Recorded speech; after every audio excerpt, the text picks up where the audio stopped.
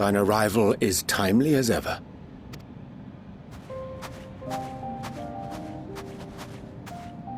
Thou didst chance to overhear my conversation with Livingway, I presume?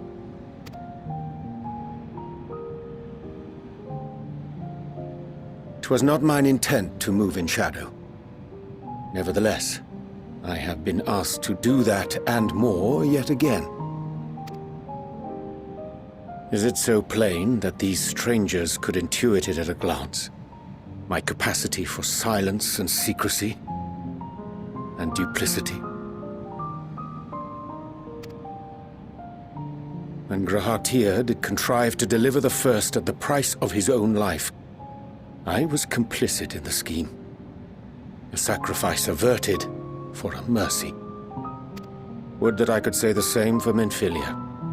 One life for one world. And by that bloody bargain brokered by my hand were the scions robbed of a dear comrade, and Flamine her beloved daughter. Two souls, whose selflessness was beyond measure, whose resolve was unshakable. They would not be moved even had I thought to protest. But protest I did not. Far from it. I pushed them forward.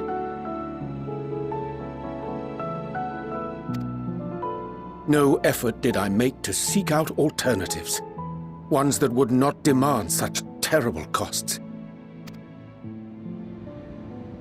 That resignation weigheth heavy on my mind, as does the memory of another lost to mine inaction. Dearest Moonbringer, who did face death unflinching, that we might secure a means to bring low the Ascians.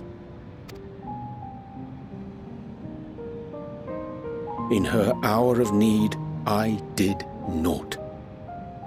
Dutiful disciple of Louisoix, ever looking to the greater good. Had I shut mine eyes and bid her live instead, mayhap she would be with us today.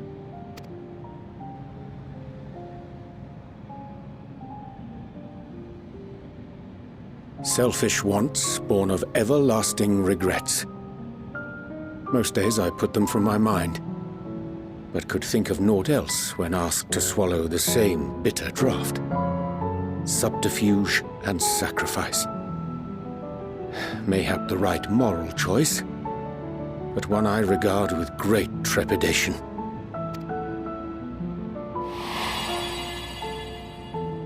The calamity of Amarot was a tragedy beyond reckoning, one which must never again come to pass.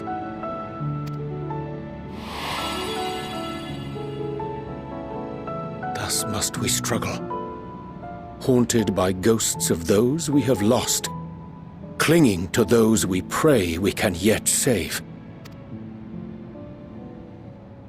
But what of those we cannot? How do we make peace with the dreadful algebra of necessity?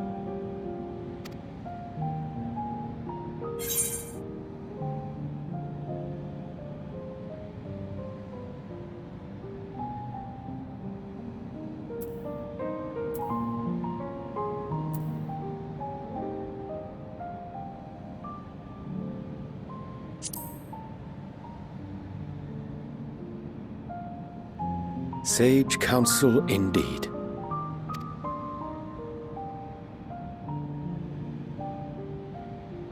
I see. Wisdom as befits a great worm. Curious that he should think thee in need of such encouragement.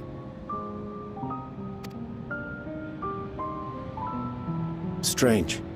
Scarcely can I remember when last we spoke alone, and so candidly.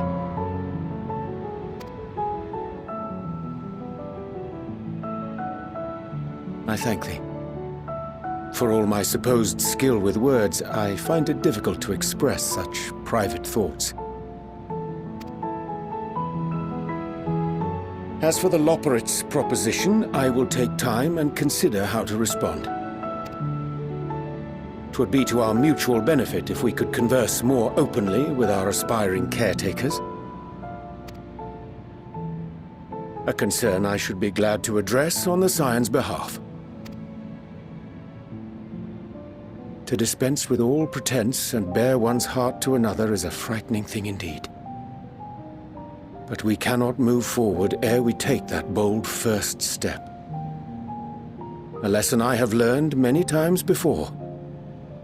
And today.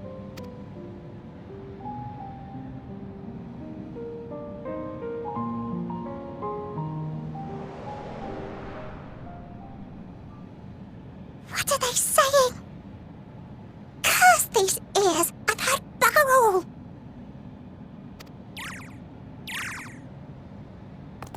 No matter.